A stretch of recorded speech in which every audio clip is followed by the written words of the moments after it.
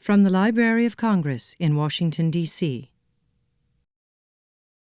Our next author is probably known pretty much as the brother-in-law of a guy he sometimes plays basketball with, who's living in a house that we can almost see from here, kind of like Sarah Palin seeing the Soviet Union from her porch.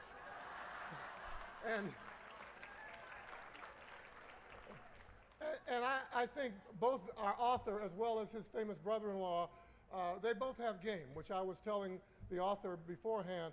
I do not. I was on my high school basketball team. I scored only 2 points during the entire season, and that was an accident. So I could never play for him. And so it's easy to get to know him as that. But what is really interesting about him and his book, A Game of Character, is that it is a truly American story. It is a story of how you can come from, in this country, you can be in one place, and you can achieve things that you thought you could achieve, like perhaps going to Princeton. But going beyond that, even more, you can be exposed to things you never knew even existed, and then you become a part of those. That is truly an American story. That is truly a story of a very important journey from the south side of Chicago to Princeton and beyond. That is truly the story of A Game of Character. Our author now is a coach at Oregon State University. He played at Princeton. He coached at Brown. But more importantly, he's succeeding in the game of life and helping others to succeed in the game of life. It is my pleasure to present to you Craig Robinson. Very nice. Thank you. I thought I was going to have to adjust this. I'm usually used to adjusting mics when I come to the table. I want to thank Milton for that wonderful introduction, and I want to thank all of you. This is my first National Book Festival, first as an author or as a participant. We couldn't do it without all of you. Thank you very much. Now, what I thought I'd do, because I'm on a short time frame here and I got my timer here watching me, I thought I'd tell you a little bit about A Game of Character and why and how I wrote it, tell you a couple of my favorite stories in there, and then open it up for you guys to ask some questions. But before I start, I know Milton told you to turn your cell phones off. That is, unless there's somebody who's expecting a call from a 7-footer, let that call come through. Please. We can use all the help we can get. The inspiration for A Game of Character, and I have to start out by saying how humbled I am to be included with so many wonderful authors, because I still view myself as just a basketball coach. I mean, it's hard. You know, one of my friends from Chicago called up and said, "Hey, I saw a book in Borders that had your picture on it. What's going on?" And I had to confess, yeah, I wrote a book. He's like, "Get out of here, you didn't write a book." So it's really hard for me to realize that I wrote a book, but the inspiration comes solely from my parents and my family. That was the first inspiration, and I want to share with you a story. My father, Fraser Robinson, and this is before all of this happened to our family, was just a hard-working man from working at the water department in the city of Chicago, raising a couple of kids. My mom was a homemaker, and all they were trying to do is provide a good life for us. Good lessons, good principles, good values. And my father happened to be the keeper of the family folklore. So you guys know what that's like when you have somebody in your family who at all of the events tells all the stories, gives all the advice, cracks all the jokes. Well, that was my dad. And in doing that, he always imparted some lesson or some story or some adventure that you could take away some positive things to. And quite honestly, when I was younger, my sister and I would always say, "Dad, don't tell that story again. We've all heard it. We know the punchline." Now jump ahead to about 19 years ago. That's when my dad died, early. mid-50s. And at that time, I thought to myself, you know, somebody has to chronicle the stories that he told, the lessons, the adventures. And I said, yeah, maybe I'll do that someday. Now jump ahead to 2 summers ago when I'm standing backstage at the Democratic National Convention, getting ready to introduce my sister. I'm backstage listening to the introduction, and I'm thinking to myself, what the heck am I doing here? But I also thought, boy, wouldn't it be nice if my dad was here to experience this with us? And it was at that point that I knew that I had to actually take a pencil and put it on paper and start writing. Even if I didn't succeed, I had to do it or it wouldn't get done. You know how life comes at you. And what came out of that was a game of character, which is basically a tribute, a love story to my parents, whose lessons resonate in the classroom, on the basketball court, at the dinner table, or in the boardroom. And what I tried to do was write it so that it was fun to read for everyone and that everybody could take something from it. And there were only 3 people I needed to impress: my wife, my mother, and my sister. And after they read it and enjoyed it, I knew that I had something. Now there are a couple of stories there are plenty of stories in there, but a couple of the ones that really bring home the lessons that we learned. You know, I talk about sacrifice. And to give you guys an idea, Milton was kind enough to talk about the things that you can do when you think outside of the box and you can try and do things because of good parenting, good education, good jobs. Well, everyone knows the story about our family now. I went to Princeton first, and as my sister tells it, she knew she was getting into Princeton because I got in, because she is much smarter than I have. Can you believe she says that out in public? I'm much smarter than he is. But it's true. It's true.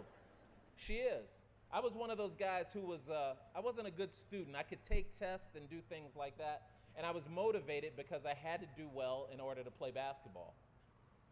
So the story that no one knows is that I was this close to not going to Princeton. This close. And I'll tell you why. In high school, I was getting recruited to play basketball. And the schools that were recruiting me were the University of Texas at Arlington, University of Washington, which is ironically now in the Pac-10, which was the Pac-8 by now, and I work in the Pac-10, so there's always a little Northwest humor to go with that. And again, I'll digress for a minute. The person who hosted me on my recruiting trip at the University of Washington is the head coach at the University of Washington. And I haven't beaten him yet, and that really bugs me. Purdue University and Princeton University. And as with some of you folks might have experienced, at the kitchen table, there's the time you come to decide where you're going to college. And I remember it like it was yesterday. My mom was standing at the sink doing dishes. My dad was at the table at his spot that he always took. I was sitting across from him, and my sister was nowhere to be found. And my father said to me, okay, where are you thinking about going? And I said, well, I've done all the research. I visited 3 of the 4 or 5 schools, and I think I'm going to the University of Washington. And my dad did what dads do when you said the wrong thing. And he did this. This is what my dad did.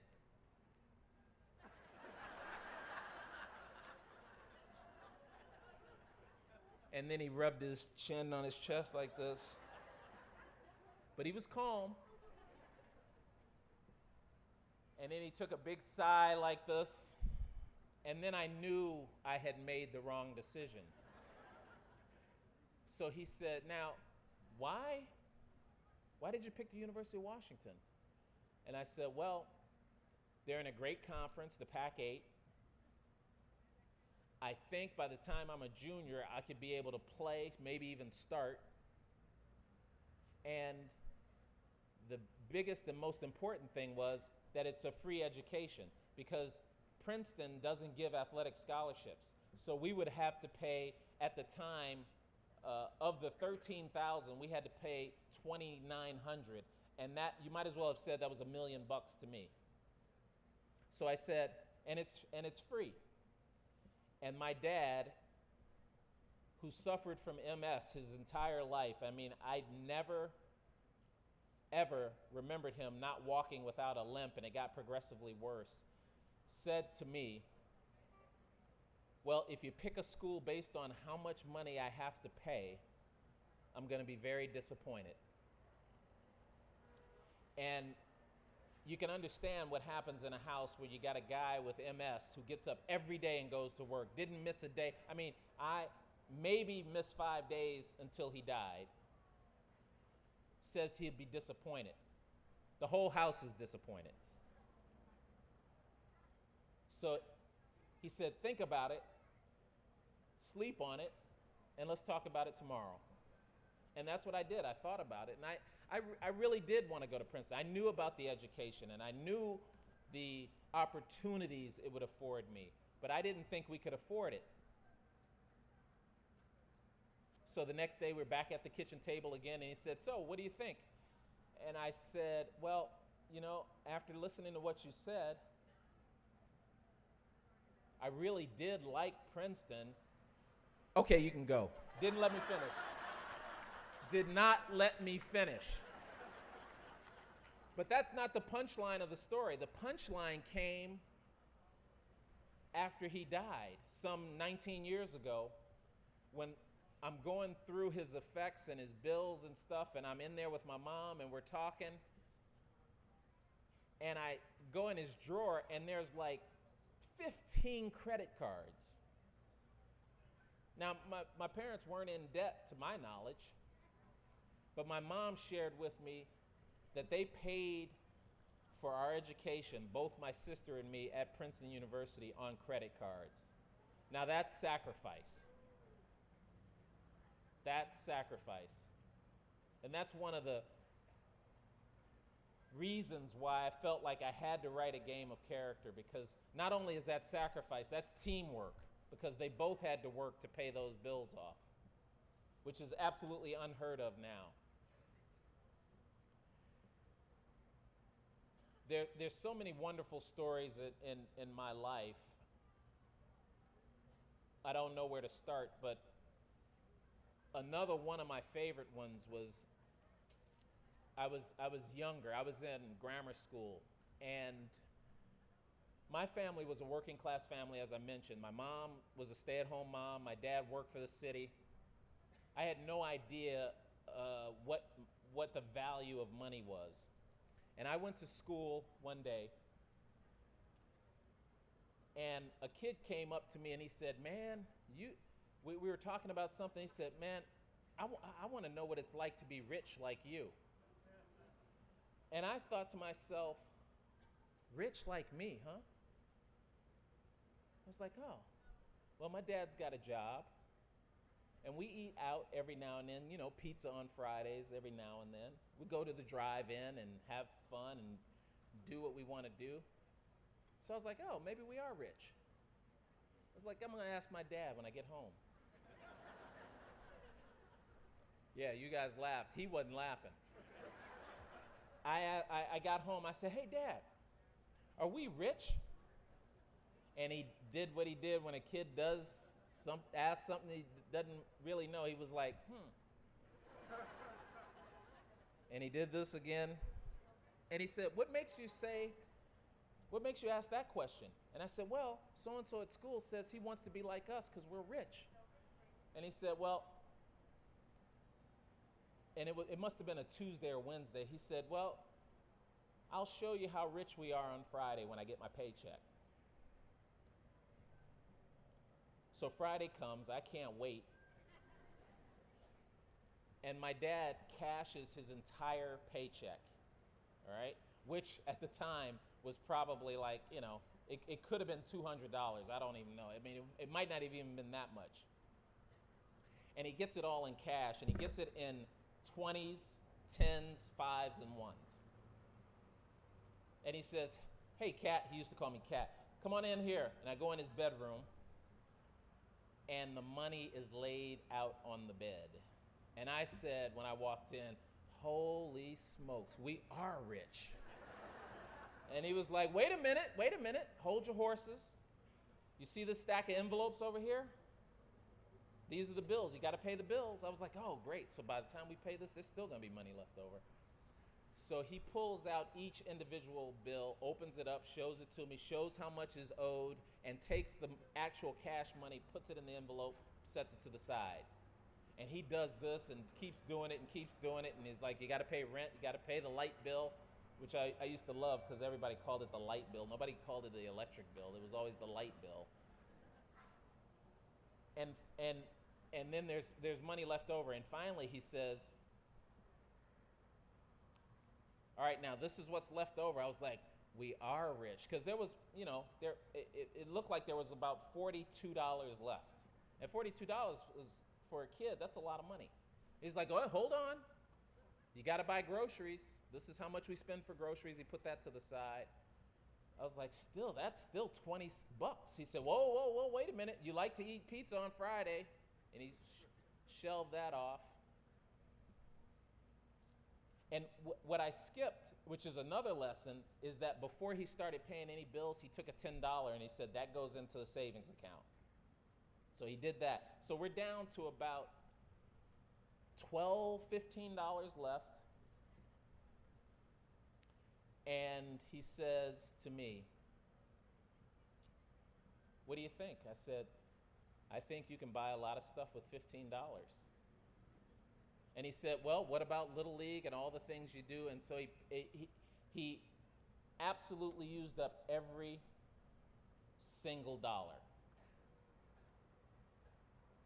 And that lesson has stayed with me my entire life. First, there's the saving lesson. Then there is the value of a dollar lesson, which is so hard to teach people. And you got to remember, I was in grammar school when he did this. The hard work lesson.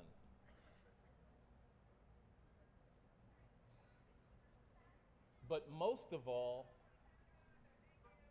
he asked me what I thought after the fact. And I do that today with my own kids, with my players, with anybody I've managed in business. I ask them, what do they think? And it taught me, and it taught my sister how to think. And that is why I wrote A Game of Character, because it is chock full of lessons like that.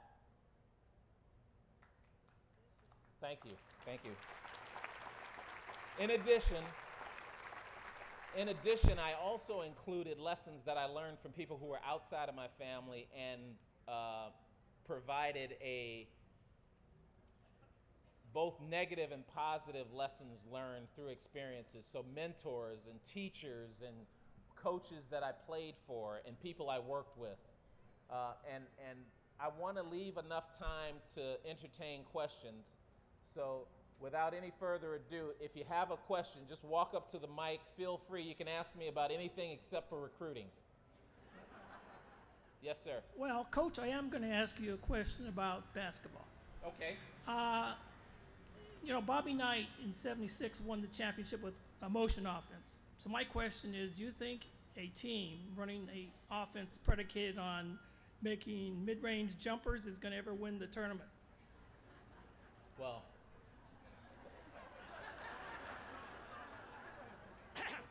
that's a very good question. No, I think that it's possible, but with the advent of the 35-second shot clock, the three-point line, and cable TV, kids don't want to have anything to do with the mid-range jump shot. Now, I happen to have been an aficionado of the mid-range jump shot, and I'm trying to teach my players how important that is, because no one defends the mid-range jump shot anymore. So it's your best opportunity to have a wide open shot. Thanks for the question. That was terrific. Yes, sir. It's also about basketball. I see a theme here. What coaches, past or present, that we'd be familiar with, do you admire most for their character? For those, I don't know if you guys all heard that. The question was, which coaches, past or present, would I look to and look up to with regard to character? Well, that's very easy, and I talk about this in A Game of Character. The first coach that I ever had was my dad. So enough said. The second coach that I looked up to from a character standpoint was a guy by the name of Johnny Gage. And he was what would now be known as an AAU coach. So he was a travel team coach. And at the time, I didn't realize that he was only about 4 or 5 years older than we were. We were 14 and he was 19. And I tell a story in A Game of Character about a former Indiana basketball player who's from Chicago and played in the NBA by the name of Isaiah Thomas. I played bitty basketball with him. And Johnny Gage coached us. And what I learned from Johnny Gage is that no one's bigger than the team. Now, it was clear even back then when we were 14 years old that Isaiah Thomas was the best player on the court all the time. And there was one situation where we had a trip to go to New Orleans to play in the national championships. And how do I want to put this politically correct since I'm in Washington, D.C., his attitude left something to be desired. And do you know that Johnny Gage left him in Chicago? The best player probably in that age range nationally, he left him home. I learned something from that. You can't be afraid to discipline your players. And then I'll end it up with another coach that you guys might know, Pete Carrill, former coach at Princeton University who I played for. He was very similar. He was probably the first coach that I had that spoke absolutely the truth out of his mouth every single time. And boy, did it hurt. But I became a better player because of it. And because of him. Thanks. Next question. I'll take off this hat out of respect for Oregon State. Oh, I didn't see. What hat was it? He's got a Stanford hat that he took off in respect to Oregon State. And you would have to know, if he played for me, his hat would have been off because he's inside.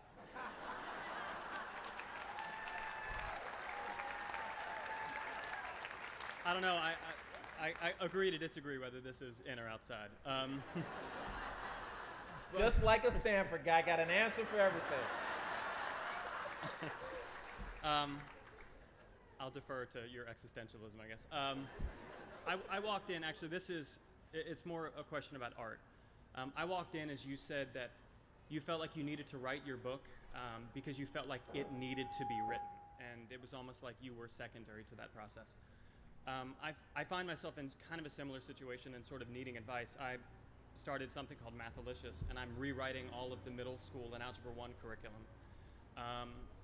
And I find myself spending 14 to 16 hours every day writing math lessons. And my question for you is, when you wrote your book, did you feel like, one, you were a conduit for something else, or whether the product was sort of coming from inside of you?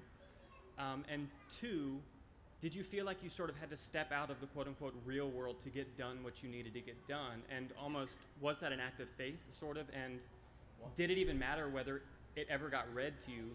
Was the real product just the act of creating the thing? Wonderful question, all kidding aside. And first of all, thanks for being a teacher. Thank you for being a teacher. I don't think we thank teachers enough.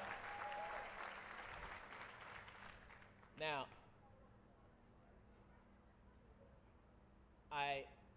the feeling I had before I wrote it was that I wanted to do this really for someone else, my family. But once I started, the part that you talked about where I needed to step away was evident early on. And this was a very personal book that I wrote. I was digging deep and needed help to dig deep. And probably because I'm, like you, have another job, I felt under the pressure to get it done. So I went from that sort of conduit mode or step away mode into the actual, I have to write and work on this and finish it because I'm afraid that I won't after I got started. And that, while I hadn't thought about it as being an act of faith, it really is. It's faith in yourself. It's faith and self-confidence. And you've given me another thing to think about. But it is truly, for me, I've heard the giving birth terms, since I don't know what that is. It's truly, for me, it was like a marathon that I wanted to finish. And since I would never run a marathon, I wanted to make sure I finished this. Thanks. Over here. Bravo, Mr. Robinson, for being here today. I just want to talk about the value of $1. I pushed the send button on my fourth book this morning at 1:36 this morning, and then I got the inspiration that I rode into the city, New York City, with my husband at 4:30 this morning. I could get on a Bolt bus to get down here today for $20. And when you were talking, I remembered at the county fair, my dad's paycheck was something like $114. He was 100 yesterday, deceased, but he was 100 yesterday. Congratulations. And he spent it all on a Snoopy dog for me. So I just really appreciate, I have to get your book, and my husband's a librarian, and I'm a new author. Well, thank you. The biggest compliment that I get when people read A Game of Character, the biggest one I've gotten is that someone emailed me that A Game of Character made them a better family member. And not that they were a bad family member, but they sort of forgot about family. And you forget about the lessons you've learned from older folks who have come before you. So thanks for your story. Yeah. Yes. Yes, it's only fitting that I come behind a teacher, and I'm an assistant principal at an elementary school. Okay. And we want to shout out for the assistant principals, administrators of yes, schools too. Administrators in education as well. Thank you. Thank you. My question is, being a brother of a famous sister and brother-in-law, what have been the positives and negatives for you? Well, for me, not much, because I'm not in the fishbowl they're in. The positive things have been, really what has been really positive for my immediate family is that I've seen the children in our family take a real interest in government, not politics, but government. That is something that I didn't really achieve until I was an adult, working on my brother-in-law's campaigns. Secondly, it is really nice for me to be able to take a look at what goes on here from the inside out and understand what everyone goes through, not just my brother-in-law, but what Bush, Clinton, all the people before them, what they all go through. And it's a tough job no matter what side you're on. All right, we've got time for one more question. Nobody's there. It's on you. All right. Do you ever give your brother-in-law some advice on his jump shot? 'Cause it seems like he's been working a lot more on his golf swing recently. I expected you to see him out in the court more. You know, I don't give my brother-in-law advice, and I'll tell you why. And I'm on overtime, so this has got to be the last story. Back when he met my sister, you guys all know that story, that my sister had been around my father and me and heard us popping off about how you can tell a guy's personality by the way he plays basketball. So when she met Barack, and it was her first real long-term relationship, because she fired guys left and right. Don't tell her I told you that. So after she'd been dating him a while, she comes to me and says, hey, Barack fashions himself a basketball player. Would you take him out and play with your guys and see what kind of personality he has? And I was like, no way. You do your own dirty work. She was like, oh, come on. You know, I'm your sister, do this. So I acquiesced, and I went and watched him play. And it was perfect. He was a team player. He was, for those of you who don't know, pickup basketball has a lot of integrity and honesty in it. You have to make your own calls. There are no referees. You have to give up calls. He did it all perfectly. The best thing was, though, that he didn't pass me the ball all the time trying to suck up to me because he was dating my sister, because I was clearly the best guy on the court. So I report back to my sister that everything's good and everything's fine, and he made, at least from a basketball standpoint, his character was intact. But I tried to give him some advice back then. I was like, dude, be careful. So you're not saying you should move to a man-to-man or zone defense this fall? No. What I tried to tell him was, my sister's a handful, and he didn't listen to me then, and that was the end of the advice. Thank you very much. You guys have been terrific.